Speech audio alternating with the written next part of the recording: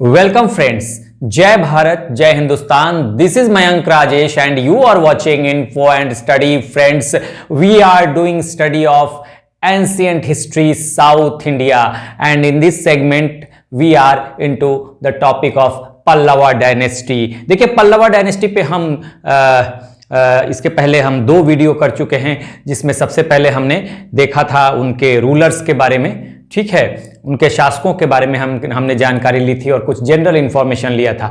आज का जो हमारा टॉपिक होगा, उसके बाद भी हमने एक और वीडियो किया जिसमें हमने पल्लव और चालुक्य के संघर्ष को देखा था, उनके स्ट्रगल को देखा था। वातापी के चालुक्यों को से पल्लवों का जो संघर्ष हुआ उस पर हमने चर्चा की थी दूसरे वीडियो में।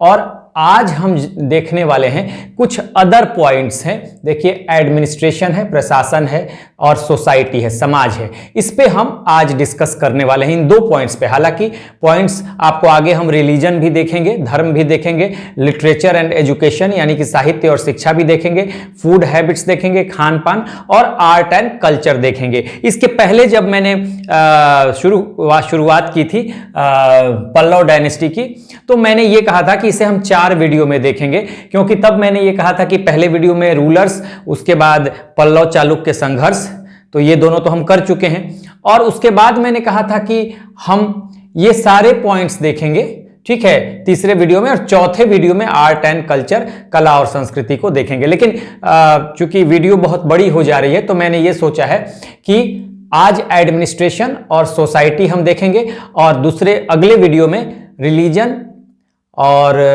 लिटरेचर एंड एजुकेशन और फूड हैबिट्स नेक्स्ट वीडियो में, और फिर लास्ट वीडियो हम आर्ट एंड कल्चर का करेंगे। तो इस तरह से 4 से ये 5 वीडियो हो जाएगा, ठीक है ना। वो कोई अंतर नहीं पड़ता है, चीजें तो सारी आपको मिलेंगी ही। तो आज का हमारा जो होगा एडमिनिस्ट्रेशन और सोसाइटी, इन्हीं दो पॉइंट्स पे हम देखने वाले हैं, ठीक है। तो अब से पहले हमने जो पढ़ा था, सबसे पहले पार्ट में हमने रूलर्स को देखा था और फिर दूसरे वीडियो में हमने चालुक्य और वातापी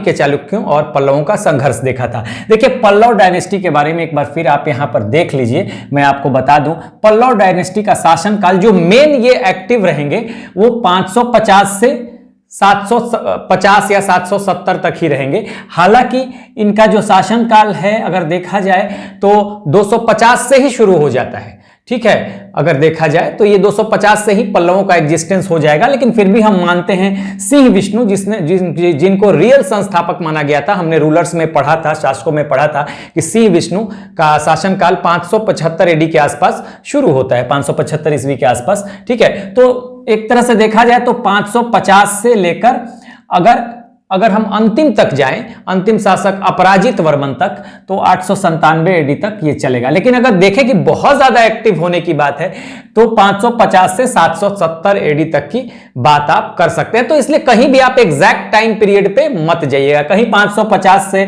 750 देगा, कहीं 550 से आपको दे देगा 770 एडी, और कहीं ये भी देगा। तो इससे आपको कोई अंतर नहीं, आपको एक रफ आइडिया होना चाहिए। एग्जैक्ट टाइम पीरियड जरूरी नहीं है, बस इतना आपको पता चलना चाहिए कि ये एंशिएंट पीरियड में भी हैं और ओवरऑल देखा जाए तो अर्ली मेडाइवल पीरियड में भी हैं, क्योंकि अर्ली मेडाइवल पीरियड का समय हर्षवर्धन के बाद के से शुरू होता है, यानी 647 एडी में हर्षवर्धन के शासनकाल का अंत होता है, और उसके बाद 1200 एडी तक ये अर्ली मेडाइवल पीरियड माना जाता है, ठीक है।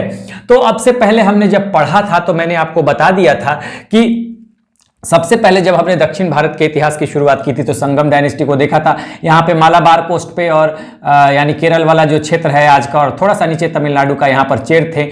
नीचे वाले तमिलनाडु के पार्ट में पांड्य थे, और इधर तमिलनाडु का ऊपर वाला जो पार्ट था वहां पे थे चोल, ठीक है। अब आपको मैं बताऊं, एक बार फिर से आप थोड़ा बैकग्राउंड में चलिए, पृष्ठभूमि जान लें। मैं हर वीडियो में बताता हूं, जरूरी है।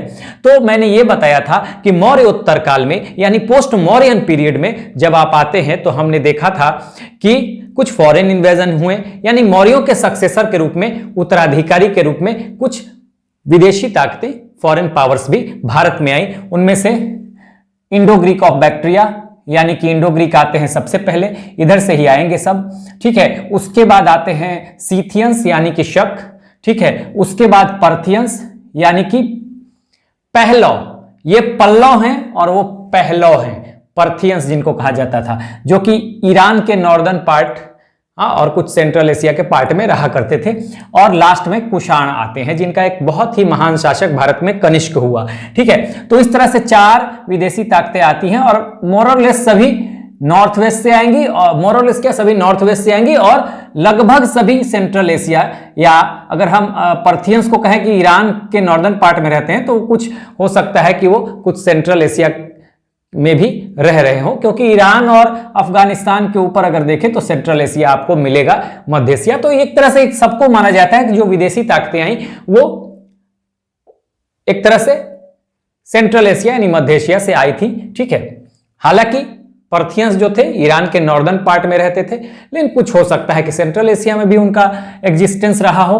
और जहां तक इंडो ग्रीक की बात है तो वो आपको अफगानिस्तान के नॉर्दर्न अफगानिस्तान में, ठीक है, और कुछ सेंट्रल एशिया में। ठीक है, तो वो सारी विदेशी ताकतें नॉर्थ वेस्ट से भारत में आती हैं मौर्योत्तर पीरियड में, मौर्यों के सक्सेसर के रूप में। तो ये तो विदेशी ताकतें थी। कुछ देशी ताकतें भी भारत में आई, कुछ देशी ताकतें भी भारत में उभरी मौर्योत्तर पीरियड में। सबसे पहले अंतिम मौर्य शासक बृहदत्त की हत्या करता है, उसी का commander in chief Pushyamitra Shunga, और यहीं पर उसने शुंग डायनेस्टी की शुरुआत कर दी नॉर्थ और सेंट्रल इंडिया में। ठीक है, जब शुंग डायनेस्टी खत्म होगा तो यहीं पे आ जाएंगे कौन? कण्व डायनेस्टी। जब कण्व डायनेस्टी खत्म होगा तो उसके बाद साउथ में महाराष्ट्र वाला क्षेत्र में आ जाएंगे सातवाहन। देखिए सतावाहन मैंने यहां पर लिखा हुआ है, ये सातवाहन जो है, ये सातवाहन महाराष्ट्र वाले क्षेत्र में है, सतावाहन या सातवाहन। तो ये आएंगे, कण्व डायनेस्टी जब नॉर्थ इंडिया में खत्म होगा तो यहां पर सातवाहन दक्षिण भारत में रहेंगे महाराष्ट्र वाले क्षेत्र में। जब सातवाहनों का अंत होगा तो यहीं पे आ जाएंगे ये वाकाटक। ध्यान दीजिएगा, यहीं पे वाकाटक आ जाएंगे। S stands for Satavahana, V stands for Vakataka. उसके बाद अगर देखेंगे तो यहीं पे कर्नाटक का भी क्षेत्र, महाराष्ट्र के बाद थोड़ा कर्नाटक का क्षेत्र आ जाएगा, और वहीं पे आ जाएंगे Chalukya. C V stands for Chalukya Vatapi. यहीं पे आ जाएंगे चालुक्य वातापी, आज मॉडर्न नेम बादामी है। और ये दोनों क्षेत्र, ये बादामी कहें या वातापी कहें, एक ही क्षेत्र है, ये कर्नाटका में आता है। ठीक है, तो चालुक्य कल्याणी से साफ पता चलता है कि अब क्षेत्र जो है वो वाकाटका तक तो महाराष्ट्र था, लेकिन उसके बाद कर्नाटका का क्षेत्र आ गया और चालुक्य वातापियों ने वाकाटकों को रिप्लेस कर दिया। चालुक्य वातापी को रिप्लेस करते हैं Rashtrakutas. R stands for Rashtrakutas. ठीक है, और इन्हीं राष्ट्रकूटा के बाद यहां आते हैं, यही इसी स्थान पे आएंगे चालुक्य कल्याणी। ठीक है, तो ये इस तरह से सीक्वेंस चल रहा है। ठीक है, जब यहां पर चालुक्य वातापी और राष्ट्रकूटा हैं, उसी समय उसी पीरियड में यहां पे पल्लवों का एग्जिस्टेंस है। ठीक है, पल्लव वंश जिनको हम पढ़ रहे हैं। तो एक तरह से देखा जाए तो चालुक्य वातापी, ठीक है, ये चालुक्य वातापी और पल्लवा ये पैरेलल शक्तियां हैं, और इसीलिए आपने पल्लवों और चालुक्यों का जब संघर्ष देखा तो उसमें चालुक्य वातापी और पल्लवों का संघर्ष देखेंगे। और देखिए जब पल्लव खत्म होंगे तो यहीं पे मेडाइवल चोल आ जाएंगे, यानी मेडाइवल चोल। तो चालुक्य कल्याणी और ये जो चोल होंगे, ये जो होंगे ये पैरेलल शक्तियां रहेंगी। यानी कि देखिए दो शक्तियां रहेंगी, यहां राष्ट्रकूटा भी रहेगा, राष्ट्रकूटा और चालुक्य वातापी। आप ऐसे लिख लीजिए, पहले चालुक्य वातापी है और राष्ट्रकूटा। पहले तो चालुक्य वातापी है, ये दोनों राष्ट्रकूटा और चालुक्य वातापी ये पल्लवों के पैरेलल है। इतना आपको जरूर जानना चाहिए कि पैरेलल शक्तियां कौन कौन सी हैं। तो निश्चित तौर पे जब चालुक्य वातापी पल्लवों के पैरेलल थे तो इनमें संघर्ष भी हमने देखा। पहले वीडियो में हमने महत्वपूर्ण शासकों को देखा, सिंह विष्णु जिसने फाउंड किया था, वास्तविक संस्थापक माना जाता है। 575 एडी में मैंने बताया था सिंह विष्णु ने फाउंड किया। हालांकि उसके पहले से भी काफी शासक रहे हैं, लेकिन वो इंडिपेंडेंट नहीं रहे, और सबसे ज्यादा इंडिपेंडेंस लेकर आया कौन भाई?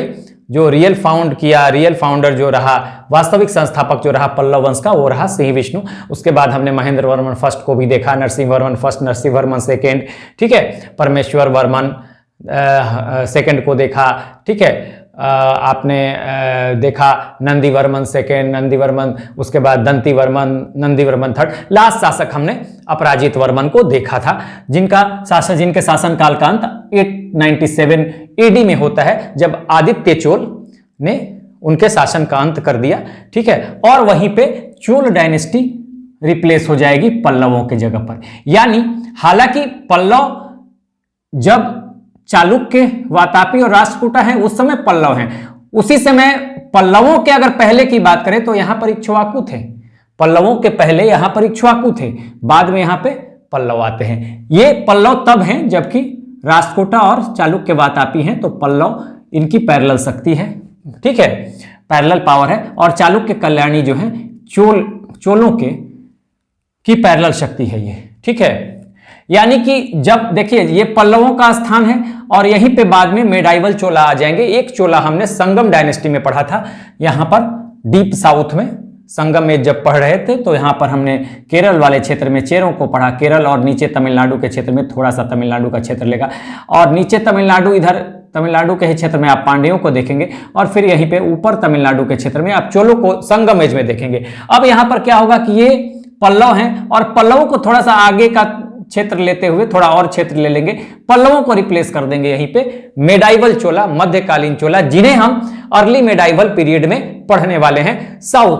साउथ इंडिया वाले पार्ट में अर्ली मेडाइवल पीरियड में भी हमने नॉर्थ इंडिया को खत्म कर लिया। देखिए मैं बार बार बताते रहता हूं कि ये भी एक तरह से देखिए तो आप अर्ली मेडाइवल पीरियड में ही हैं। आपका सीक्वेंस सीक्वेंस जानना आपके लिए बहुत जरूरी है। देखिए 550 क्या है, एंशिएंट में चला जाता है, लेकिन 897 कहां चला जाता है, तो 647 एडी के बाद ही आप इन कर जाएंगे कहां पे, अर्ली मेडाइवल पीरियड में। तो एक तरह से आप इन सब डायनेस्टीज को या तो अर्ली मेडाइवल पीरियड में पढ़े या दक्षिण भारत के इतिहास में पढ़ लें, साउथ इंडिया के दक्षिण भारत के प्राचीन इतिहास में पढ़ लें, कोई अंतर नहीं पड़ता है। तो ये आपको मेरे ख्याल से आपने समझ लिया कि पल्लवों का जगह लेंगे मेडाइवल चोला, जिन्हें हम अर्ली मेडाइवल फेज में, मेडाइवल हिस्ट्री में पढ़ेंगे। ठीक है, तो ये आपने एक तरह से देख लिया, मैंने सारा कुछ आपको एक डिटेल बता दिया। तो आज का हमारा जो टॉपिक है, ठीक है, वो वैसे तो हम बहुत सारे पॉइंट्स को देखने वाले हैं, लेकिन आज हम एडमिनिस्ट्रेशन यानी प्रशासन और सोसाइटी यानी समाज को देखेंगे। अगले वीडियो में रिलीजन, लिटरेचर एंड एजुकेशन और फूड हैबिट्स, खान पान, और उसके अगले वीडियो में last video art and culture, कला संस्कृति पे होगा। तो देखिए हम एडमिनिस्ट्रेशन की शुरुआत कर रहे हैं, प्रशासन की शुरुआत कर रहे हैं। तो देखिए यहां पर सबसे बड़ी बात कि रूलिंग रीजन क्या था इनका, एक बार जान लीजिए। तो रूलिंग रीजन ये जो पल्लवों का है वो साउथ आंध्रा और नॉर्दर्न तमिलनाडु, यानी कि दक्षिणी आंध्रा और उत्तरी तमिलनाडु का जो क्षेत्र था। ठीक है, अब देखिए पूरा ये जो ऊपर वाला पार्ट है इनका, नॉर्दर्न पार्ट ये साउथ आंध्रा का है और साउदर्न पार्ट ये नॉर्थ तमिलनाडु का है। ठीक है ना, तो ये दोनों क्षेत्र इनके कंट्रोल में है और यहां पर इन्हीं क्षेत्रों को कहा जाता है तोंडई मंडल। यानी अगर आपसे पूछा जाए कि पल्लवों की जो टेरिटरी थी, पल्लवों का जो क्षेत्र था, उनको क्या कहा जाता था, तो तोंडई मंडल कहीं एग्जाम में या तोंडई मंडलम एग्जाम में अगर पूछ दे तो ये देखिए ये इंपॉर्टेंट है, मोस्ट इंपॉर्टेंट है, आपको ध्यान रखना चाहिए। इनके कैपिटल की यानी राजधानी की बात करें तो कांची, पुराना नाम कांची, आज अगर पूछा जाए तो कांचीपुरम, तमिलनाडु वाले क्षेत्र में है। हाँ, इधर तमिलनाडु के क्षेत्र में पड़ेगा ये। ठीक है, तो ये आपको जानना चाहिए। अब शासन किस तरह का था वहां पे, तो मोनार्की, और मोनार्की किस तरह की थी, हेरिडिटरी थी, यानी कि वंशानुगत राजतंत्र था। यानी राजा बनेगा, उसके बाद उसका बेटा बनेगा, फिर उसका बेटा बनेगा, या उसी वंश से कोई ना कोई बनेगा। तो वंशानुगत राजतंत्र था, आप जानते हैं। किंग जहां पर क्या है, सुप्रीम है या सोवरेन है। सोवरेन का मतलब आई एम द गॉड कहा जाता है, स्वयं प्रभु, आई एम द गॉड, मतलब हम ही सब डिसीजन लेंगे। सोवरेन मतलब किसी का इंटरफेरेंस नहीं होगा, यानी कि वही सुप्रीम है, सारा डिसीजन राजा का है। और राजा जो असिस्टेड बाई, देखिए by council of ministers, council of ministers, राजा जो है इसकी सहायता के लिए रहेगा कौन? एक काउंसिल ऑफ मिनिस्टर, जिसे हिंदी में हम मंत्री परिषद कहेंगे। और देखिए इस काउंसिल ऑफ मिनिस्टर्स का एक नाम था, इसको याद रखिएगा, वेरी वेरी इंपॉर्टेंट, रहस्य दिक्दास। मोस्ट इंपॉर्टेंट, रहस्य दिक्दास। ठीक है, रहस्य दिक्दास, इसको याद रखिएगा। ठीक है, तो ये आपको ध्यान रखना है। कुछ अदर ऑफिशियल्स के नाम भी अभिलेखों में मिलेंगे, तो महादंड नायक है, गौलमिक है, रक्तिक है, जिसे जिला अधिकारी भी कहा गया है कहीं कहीं। ठीक है, लेकिन बस आप जानिए संचरणतक। संचरणतक, अब संचरणतक कौन था भाई? तो ये गुप्तचर थे, स्पाई थे, डिटेक्टिव थे। ठीक है, तो यहां स्पाई मैंने लिखा हुआ है। उसके बाद मंडवस, चुंगी अधिकारी, आप उसको कह सकते हैं टैक्स वैक्स लेने का जो काम का, टोल टैक्स, ये सब चुंगी अधिकारी जो होते हैं ना, तो ये, या उनको कस्टम भी कह देते हैं कभी कभी, तो ये चुंगी अधिकारी थे, मंडवस। ठीक है, तो ये आपको इन सब अधिकारियों के नाम मिलेंगे, तो इसको ध्यान रखिएगा अदर ऑफिशियल्स में। उसके बाद आप आइए यहां पर। ठीक है, एडमिन डिवीजन यानी प्रशासनिक विभाजन किस तरह से किया जाता था? तो सबसे बड़ा तो अंपायर है, हाँ, साम्राज्य है, जिसका हेड एम्पेरर या किंग होता है। उसके नीचे मंडलम, यानी पूरे अंपायर को डिवाइड कर दिया गया मंडलम में, जिसका हेड प्रिंस होगा या युवराज होगा, और इसको राष्ट्रिक भी कहा जाता था, राष्ट्रिक, ध्यान रखिएगा। उसके बाद कोट्टम या विषय, तो देशाती किसको कहा गया? जिला कहा गया। कोट्टम या विषय को जिला कहा गया, कोट्टम या विषय इसको जिला कहा गया, और इसको हेड करेगा कौन? प्रमुख होगा देशातिक। नाडु का हेड होगा नट्टर। ये नट्टर एक तरह की कमिटी होती थी, हाँ, वही इसको हेड करती थी, कहा जाता है। कई जगह पे कमिटी लिखा हुआ है, कई जगह पे नट्टर लिख दिया है, कोई जो भी रहा हो। ठीक है, और सबसे छोटी इकाई ग्राम या उर, जिसका प्रशासन होता था ग्राम सभा के हाथ में। ठीक है, ग्राम सभा के हाथ में। तो एक तरह से देखें तो मैं अगर कहूं कि आप अगर वैसे बना लें, अगर एडमिनिस्ट्रेटिव डिवीजन को मैं ऐसे कर देता हूं, सबसे बड़ा अंपायर, उसके बाद मंडलम को मैं लिखता हूं एम, उसके बाद मैं लिखता हूं कोट्टम या विषय को लिखता हूं के। देखिए इधर जो साइन है छोटा होता गया, बड़े से छोटे की तरफ जा रहे हैं, और उसके बाद उससे छोटा नाडु, या और उससे छोटा है ग्राम, जी कहें, ग्राम कहें या उर कहें। तो ये आपका पूरा पूरा जो है, देखिए ये जो है ये बन गया आपका इसी ऑर्डर में। ठीक है ना, इसी ऑर्डर में आप देखेंगे। सबसे बड़ा पूछ दिया जाए, सबसे बड़ी इकाई तो हम पूछेगा ही नहीं, अंपायर ऑब्वियसली होगा। सबसे छोटी ग्राम। ठीक है, तो अगर एक सीक्वेंस दे सकता है एग्जाम में, हाँ, सीक्वेंस दे सकता है कि भाई बड़े से छोटे के क्रम में, तो बड़े से छोटे के क्रम में इधर से आएगा, और छोटे से बड़े के क्रम में इधर से आएगा। तो ये सीक्वेंस 4 ऑप्शन बना के दे सकता है, तो ये आपके लिए जानना जरूरी है। तो इस तरह से मैंने लिख दिया। अगर वैसे देखा जाए तो देखिए इसको हम कैसे कह सकते हैं, जैसे देखिए यहां पर मैं बता रहा हूं, जैसे कि सबसे बड़ी इकाई यहां पर देखिए अंपायर हो गया, या हम छोटे से लेते हैं, सबसे छोटी हो गई ग्राम या उर, ये मैंने ले लिया ग्राम या उर। उसके बाद इसके ऊपर कौन होगा? इसके ऊपर नाडु हो जाएगा। नाडु के ऊपर कौन हो जाएगा? ये हो जाएगा कोट्टम। कोट्टम के ऊपर मंडलम, और मंडलम के ऊपर जो है वो हो जाएगा एम्पायर। यानी कि एम्पायर को डिवाइड कर दिया गया, ये एम्पायर हो गया सबसे बड़ा, इसको डिवाइड किया गया मंडलम में। एम्पायर के भीतर मंडलम, मंडलम के भीतर कोट्टम, कोट्टम के भीतर नाडु, और नाडु के भीतर ग्राम। इसी तरह से आपको समझना पड़ेगा। ठीक है, तो ये मैंने समझाने के लिए आपको बता दिया है। ठीक है, ये आपको ध्यान रखना पड़ेगा कि कौन सबसे बड़ा है, कौन सबसे छोटा है, और बड़े से छोटे के क्रम में और छोटे से बड़े के क्रम में आप इसको कैसे सजा सकते हैं। अब यहां पर देखिए ग्राम जो है या उर जो है, जिसे ग्राम को ही उर कहा जाता था, तो इसका प्रशासन या एडमिनिस्ट्रेशन कौन देखता था? ग्राम सभा। और ग्राम सभा भी 3 प्रकार का होता था। अगर वो कॉमन लोगों के लिए, आम जनता के लिए, तो उसको उर ही कहा जाता था। उर अगर कॉमन पीपल के लिए है उर, अगर ब्राह्मणों के लिए ग्राम सभा है तो उसको सभा कहा जाएगा, और अगर ट्रेडर्स या व्यापारियों के लिए है तो उसको नगरम कहा जाएगा। तो ये आपको ध्यान रखना है, ये कहीं मिलाने के लिए, सुमेलित करने के लिए दे देगा, या ऑप्शन भी बना सकता है। ठीक है, तो यहां पर देखिए, अच्छा, ग्राम सभा की बैठक यानी जो मीटिंग होती थी, मीटिंग कहां पे होती थी? मनरम में। ये मनरम में मीटिंग हो रही है, ठीक है। मनरम होती थी, जो बैठक है उसको मनरम कहते थे, या जो मीटिंग का स्थान कहां था, मनरम था।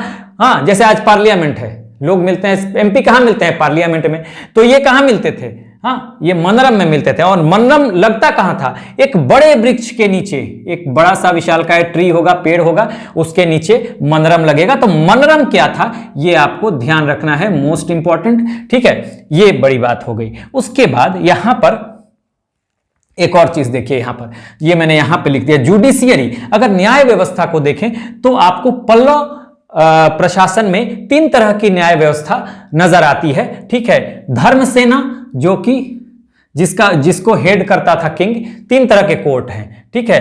कोर्ट तो आप अदालतें, ठीक है, कोर्ट का मतलब अदालत। सबसे ऊपर धर्म सेना, जिसको हेड करेंगे किंग।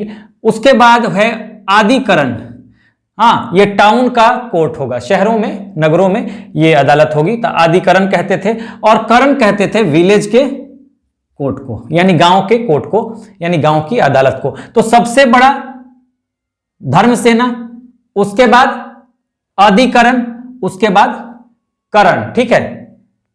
तो ये 3 हो गया, ठीक है ना। तो ये 3 आप देखें, 3 यहां पर हो गया, तो इसको आपको ध्यान रखना है। उसके बाद देखिए, जहां तक रेवेन्यू व्यवस्था की बात है, देखिए वैसे तो 18 टाइप्स के रेवेन्यू की चर्चा की गई है, 18 रेवेन्यू की चर्चा की गई, 18 तरह के करों की चर्चा की गई है।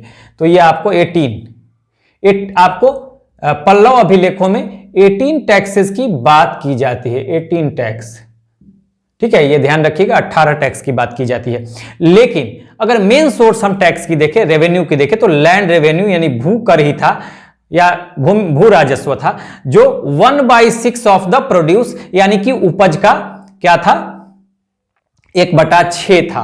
अगर डिफेंस की बात करें तो मैंने यहां पे लिखा नहीं है आर्मी और नेवी, आप एएम लिख दीजिए इसको, army and navy both, am, यानी कि आर्मी, ए स्टैंड्स फॉर, मैं लिखता, यहां लिख ही देता हूं मैं, आर्मी भी थी और नेवी भी थी, ठीक है ना। आप देखेंगे कि श्रीलंका के शासकों का भी बहुत बार हेल्प लिया है पल्लव शासकों ने। मानवर्मन श्रीलंका के शासक थे, उनके बारे में भी चर्चा आती है, ठीक है। उनको भी एक बार गद्दी दिलाने में पल्लव शासकों ने मदद की थी, हमने रूलर्स में, यानी शासकों वाले पार्ट में पहले वीडियो में पढ़ा था। तो आर्मी भी थी और नेवी भी थी। तो ये सारा जो है यहां पर हमने एक बार डिटेल देख लिया। तो यहां पर देखिए हमने क्या क्या देखा, ये ध्यान रखना है, ये पल्लवों का रीजन है। हाँ, बाद में यहीं पे मेडाइवल चोल आएंगे, मध्यकालीन चोल आएंगे, ठीक है। इनका रूलिंग रीजन, जहां पे ये शासन करते थे, तो साउथ आंध्रा, दक्षिणी आंध्रा और उत्तरी तमिलनाडु, नॉर्दर्न तमिलनाडु, इसी क्षेत्र को तोंडाई मंडलम के नाम से भी जानते थे। जानिए तोंडाई मंडलम, ठीक है। ये पल्लवों का टेरिटरी था। राजधानी कांची, पुराना नाम, नया नाम कांचीपुरम। अच्छा, वंशानुगत राजतंत्र था, किंग ही सुप्रीम है, अदर, और इसको हेल्प कौन करेगा, काउंसिल ऑफ मिनिस्टर। इंपॉर्टेंट ये है यहां पर, जिसे मंत्री परिषद कहा जाता था, काउंसिल ऑफ मिनिस्टर को। तो इसका एक नाम है मंत्री परिषद का, रहस्य दिक्दास, रहस्य दिक्दास, इसको आप याद रखिएगा, ठीक है। उसके बाद यहां पर देखिए कुछ अदर ऑफिसर्स के, महादंडनायक, गौलमिक, रक्तिक, संच, रंतक, ये स्पाई था, ये पूछ सकता है, मंडवस, चुंगी अधिकारी था। तो ये सब आपको नाम याद रखना है। एडमिनिस्ट्रेटिव डिवीजन मैंने बता दिया, सबसे बड़ा अंपायर, उसके बाद मंडलम, फिर कोट्टम, फिर नाडु और फिर ग्राम। एक तरह से देखें तो अंपायर है, फिर ये मंडलम जो है, तो मंडलम क्या हो जाएगा, प्रांत हो जाएगा, आज का जैसे स्टेट है, प्रोविंस हो जाएगा। उसके बाद ये जिला हो जाएगा, और जिले को कई पार्ट में बांटा गया, तो नाडु, और फिर नाडु को बांट, नाडु क्या था, नाडु गांवों का समूह था, नाडु गांवों का समूह है। और उसके बाद एक गांव जो हो जाएगा, उसे सबसे छोटी इकाई जो है ग्राम, या उसी को ऊर कहा जाता था। तो ध्यान रखिएगा, अंपायर, उसके बाद अंपायर था राष्ट्र, उसके बाद प्रांत, मंडलम प्रोविंस या प्रांत, उसके बाद जिला, ठीक है। कई जिलों में बांट दिया गया, जिलों को नाडु में, कई नाडु में बांटा गया। जो एक नाडु होता था वो कई गांवों का समूह होता था, ठीक है ना। और उसके बाद सबसे छोटी इकाई ग्राम या उर हो गई। तो इस तरह से आपको देखना पड़ेगा। साइज की जहां तक बात है, जिला है, मंडलम के साइज पे, यानी कि प्रांत के साइज पे डिपेंड करेगा कि कितने जिले में बांटा जाए, ठीक है, कितने जिले के साइज पे डिसाइड होगा कि कितने नाडु में उसको बांटा जाए। तो ये सब तो अलग अलग बात है। बड़ा स्टेट होगा तो ज्यादा जिले होंगे, आज भी है वैसे ही। हाँ, छोटा स्टेट होगा कम जिले होंगे, ठीक है। तो ये पूरा का पूरा हमने देखा यहाँ पर ये सब चीजें, ठीक है। यहाँ पर आपको उर और ग्राम में समझना है कि एक ही चीज है। उर और ग्राम का प्रशासन ग्राम सभा के द्वारा, और ये 3 सभाओं के द्वारा चलता था। 3 ग्राम सभाएं, आम जनता का है तो उर कहा जाएगा, ब्राह्मण है तो ब्राह्मणों का है तो सभा कहा जाएगा, और ट्रेडर्स या व्यापारियों का है तो नगरम कहा जाएगा, ठीक है। Land revenue main source 1/6 of produce, ये सब चीजें आपको ध्यान रखनी है, ठीक है। यहां पर कोर्ट, सबसे बड़ा कोर्ट अगर पूछ दिया जाए पल्लव में तो उसका नाम क्या था? तो धर्मसेना, जिसको हेड किंग करता था, राजा करता था, एम्पेरर करता था। और शहरों का होता था तो अधिकरण, और विलेज का अगर अदालत है या कोर्ट है तो उसको करण कहा जाएगा। आप चाहें तो एक बार ले लें स्क्रीनशॉट। तो चलिए हम आगे बढ़ेंगे और हम नेक्स्ट पॉइंट सोसाइटी यानी समाज को देखेंगे। Let's move on and now will discuss about the society of the Pallavas. तो पल्लवों का समाज कैसा था इसके बारे में हम डिस्कस करने वाले हैं। प्रशासन वाले पार्ट यानी एडमिन वाले पार्ट को हम देख चुके। तो देखिए, ये और कहा जाए तो पल्लव समाज जो था वो आर्य सभ्यता पर बेस्ड था। ध्यान रखिएगा, यहां पर मैंने सबसे बड़ी बात लिखी है आर्य सभ्यता, आर्यन कल्चर पर। और माना जाता है कि वैसे तो बहुत पहले से शुरू हो गया था, लेकिन वास्तविक प्रारंभ अगर कहा जाए कि दक्षिण भारत का आर्यीकरण जो है, दक्षिण भारत का आर्यीकरण जो है उसकी प्रक्रिया जो है, दक्षिण भारत की आर्यीकरण प्रक्रिया जो है की प्रक्रिया का वास्तविक प्रारंभ पल्लवों के समय ही शुरू होता है, ठीक है। दक्षिण भारत, यहां पे आप ऐसे कर दीजिए, दक्षिण भारत का यहां पे मैं इक्वल टू दक्षिण भारत का जो आर्यीकरण है, हाँ, दक्षिण भारत में आर्यीकरण की प्रक्रिया का प्रारंभ, जो प्रोसेस है आर्यीकरण का, हाँ, वो वास्तविक प्रारंभ पल्लवों के समय से ही होता है, ऐसा माना जाता है। इसलिए यहां पे अगर कभी पूछ दे एग्जाम में कि कल्चर का आधार क्या था, तो कल्चर का आधार आर्यन सभ्यता, आर्यन कल्चर। और ये आपको देखने के लिए मिल जाएगा यहां पर कि आप आर्यन कल्चर में देखे होंगे, हाँ, जब आप वैदिक पीरियड पढ़ रहे थे, ठीक है, तो वहां पर भी आपने देखा होगा कि समाज जो था वो 4 फोल्ड में, समाज का 4 फोल्ड डिवीजन था, ठीक है ना।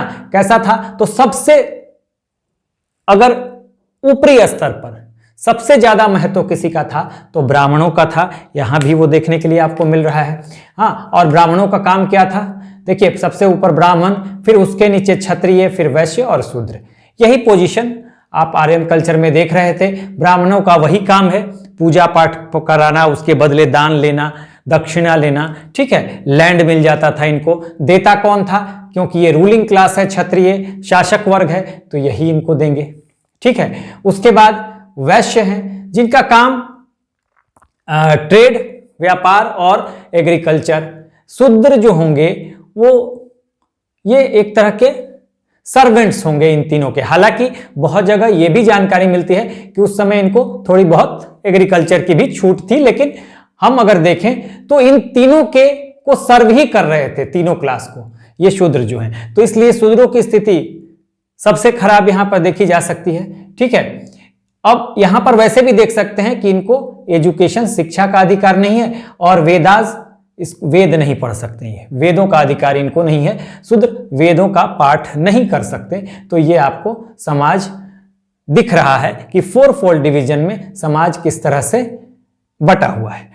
अदर कास्ट भी थे, कुछ अदर कास्ट भी होंगे इनके अलावा। मेन 4 फोल्ड डिवीजन है, और ऑक्यूपेशन बेस्ड कास्ट भी, छोटे छोटे सब कास्ट जिसको कहेंगे, वो भी थे, ठीक है। तो उनके बारे में हमको उतना चर्चा नहीं करनी है, बट इतना जान लीजिए कि आपके सब कास्ट भी उस समय थे, हाँ, जिनका आधार ऑक्यूपेशन था, ठीक है।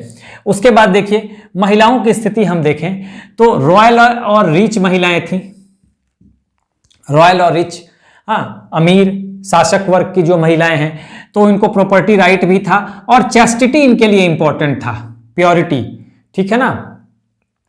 चैस्टिटी मतलब ब्रह्मचर्य, एक तरह से कहा जाए कि ये फिजिकल रिलेशन शादी के पहले नहीं बना सकती थी, ऐसा माना जाता है। और आप ये मंदिरों को दान उन भी देती थी, इसका अधिकार भी इनको था। ठीक है, जहां तक इनको अर्न करने की जरूरत नहीं थी क्योंकि ऑलरेडी ये शाही घरानों से हैं। ठीक है, मिडिल और लोअर क्लास यानी लोअर स्ट्रेटा की जो महिलाएं हैं, वेंट आउटसाइड टू अर्न, अपनी जीविका के लिए वो जाती थी बाहर कमाने के लिए, ऑब्वियस है जाएंगी। ठीक है, आज के सिचुएशन में देखें तो ऐसा ही है। ठीक है, आज तो बड़े वर्ग की, एलिट क्लास की और रॉयल और रिच महिलाएं भी बाहर जाती हैं और मिडिल और लोअर क्लास की महिलाएं भी बाहर जाती हैं अर्न करने के लिए, आज के परिप्रेक्ष्य में देखें तो। अब देखें, डांसिंग गर्ल्स थी उस समय। ठीक है, जो मंदिरों में जिनका अपॉइंटमेंट होता था, हाँ, किस लिए? डांस करने के लिए। उसके अलावा गणिकाएं भी थी, इनको एक तरह का वैश्या माना जाता था। ये तो मंदिरों में थी और ये गणिकाएं भी एक तरह की डांसर्स होती थी, वैश्या होती थी जो मनोरंजन करती थी राजाओं का, सामंतों का, ठीक है ना, बड़े बड़े लोगों का, हाँ, जो रिच पीपल हैं, हाँ, तो उनका ये एंटरटेनमेंट करती थी। अगर देखें तो इंटरकास्ट यानी अंतर जातीय विवाह, इंटरकास्ट मैरिज नहीं है, यहां पर मैंने क्रॉस लगाया हुआ है, और पर्दा प्रथा भी नहीं था। पर्दा प्रथा नहीं, इंटरकास्ट मैरिज नहीं था, पर्दा प्रथा नहीं था। ठीक है, तो महिलाओं की स्थिति बहुत यहां पे देखा जाए तो ठीक ठीक है, फ्रीडम तो है ही, freedom for social gathering, social gathering के लिए भी फ्रीडम है। फ्रीडम मतलब कि शादी विवाह में, हाँ, या किसी अन्य समारोहों में, उत्सवों में वो शामिल हो सकती हैं। ठीक है, तो सोशल गैदरिंग के एक अगर देखें तो इंटरकास्ट मैरिज का उस समय उस पर थोड़ी पाबंदी थी, पर्दा प्रथा नहीं था, तो ये भी अच्छी बात है। हर तरह की महिलाएं, इनको तो जरूरत ही नहीं है, हर तरह की महिलाएं देखें तो बाहर जा सकती हैं मिडिल और लोअर क्लास की कमाने के लिए। ठीक है, मंदिरों में लड़कियां डांस कर सकती हैं जिनका स्पेशल टैलेंट है डांस एंड म्यूजिक में।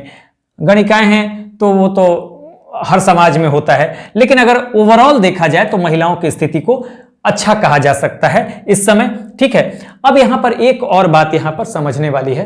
देखिए, 3 types of places to live. अभी जब हम एडमिन पढ़ रहे थे, प्रशासन पढ़ रहे थे, तो वहां मैंने बताया कि जो प्रशासन की सबसे छोटी इकाई ग्राम या उर है, उसका प्रशासन सभाओं द्वारा होता है, और सभाएं 3 तरह की होती थी, उर, सभा और नगरम। ठीक है, तो देखिए, एक तो प्रशासन भी देखती थी और ये रहने का स्थान भी था। ध्यान लीजिए, इस समाज में रहने का स्थान, उर में कौन रहता था? उर एक तरह से तो ग्राम का प्रशासन है जो आम जनता और किसानों के लिए था, जो प्रशासन चलाता था उर। ये सभा है आम जनता, और ये रहने का स्थान भी है। उर एक तरह का प्लेस भी है जहां किसान रहेंगे और आम जनता रहेगी। अगर सभा की बात करें जो कि ब्राह्मणों की सभा है, हाँ, और अगर हम देखें कि मैंने बताया कि गांवों का प्रशासन या उर का प्रशासन 3 तरह से चलता था, हाँ, सभाओं के द्वारा, और सभाएं 3 तरह से होती थी, 3 तरह की होती थी। एक का नाम उर, दूसरे का नाम सभा और तीसरे का नाम नगरम। वैसे ही ये सभा तो थी, साथ साथ ये रहने का स्थान भी था। ठीक है, किसान रहते थे उर में, या आम जनता रहेगा उर में, आम जनता रहेगी उर में, कॉमन पीपुल। तो उर एक तरह का टेरिटोरी भी था, एक जगह भी था। वैसे ही सभा जो होता था उसको अग्रहारा गांव भी कहा जाता था। ये तो प्रशासन भी देखेगा, और अग्रहारा गांव भी कहा जाता था। अग्रहारा गांव मतलब जो लैंड दे दिया गया ब्राह्मणों को रहने के लिए, तो ब्राह्मणों को रहने के स्थान को क्या कहा जाता था? अग्रहारा। ध्यान दीजिएगा, ठीक है। किसान और आम जनता जहां रहेंगे उसको उर कहा जाएगा। और नगरम वो स्थान है जहां पे व्यापारी रहा करते थे, ट्रेडर्स एंड मर्चेंट्स। कहां रहेंगे? व्यापारी यानी कि ट्रेडर्स एंड मर्चेंट्स, तो ये रहेंगे नगरम में। ब्राह्मण रहेंगे अग्रहारा गांव में या सभा में, और उर में कौन रहेगा? किसान और कॉमन पीपल, आम जनता। तो ये भी आपको ध्यान रखता है। तो प्रशासन के तौर पर पूछ दिया जाए कि ग्राम या गांवों का या विलेज का प्रशासन कैसे होता था, तो सभाओं के द्वारा। सभाएं कितने तरह की होती थी? 3 तरह की, उर, सभा और नगरम। हाँ, उर होता था कॉमन लोगों के लिए, सभा होता था ब्राह्मणों के लिए, और नगरम होता था व्यापारियों के लिए।